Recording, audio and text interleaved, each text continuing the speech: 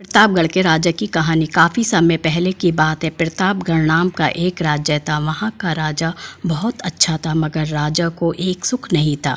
वह ये कि उसके कोई भी संतान नहीं थी और वह चाहता था कि अब वह राज्य के अंदर किसी योग्य बच्चे को गोद ले ताकि वह उसका उत्तराधिकारी बन सके और आगे की बागडोर को सुचारू रूप से चला सके। और इसी को देखते हुए राजा ने राज्य में घोषणा करवा दी कि सभी बच्चे राजमहल में एकत्रित हो जाएं।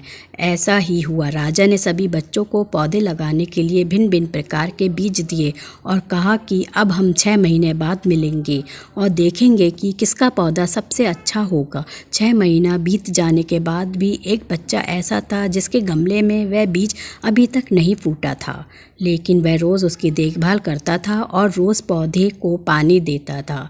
देखते ही देखते 3 महीने बीत गए। बच्चा परेशान हो गया। तभी उसकी माँ ने कहा कि बेटा धैर्य रखो, कुछ बीजों को फलने में ज़्यादा वक्त लगता है। और वह पौधे को सींचता रहा। 6 महीने हो गए। राजा के पास जाने का समय आ चुका था, लेकिन वह डरा हुआ था कि सभी बच्चों के गमलों में तो पौधे होंगे और उसका गमला खाली होगा। लेकिन वह बच्चा ईमानदार था और सारे बच्चे राजमहल में आ चुके थे। कुछ बच्चे जोश से भरे हुए थे क्योंकि उनके अंदर राज्य का उत्तराधिकारी बनने की प्रबल लालसा थी। अब राजा ने आदेश दिया, सभी बच्चे अपने अपने गमले दिखाने लगे, मगर एक बच्चा सहमा हुआ था क्योंकि उसका गमला खाली था। तभी राजा की नज़र उस गमले पर गई। उसने पूछा, तुम्हारा गमला तो खाली है? तो उसने कहा, लेकिन मैंने इस गमले को 6 महीने तक देखभाल की है।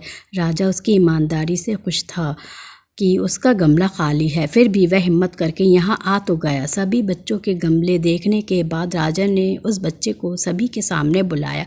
बच्चा सहम गया और राजा ने वह गमला सभी को दिखाया। सभी बच्चे ज़ोर से हंसने लगे। राजा ने कहा, शांत हो जाइए, इतने खुश मत होइए। आप सभी के पास जो पौधे हैं वो सब बंजर हैं।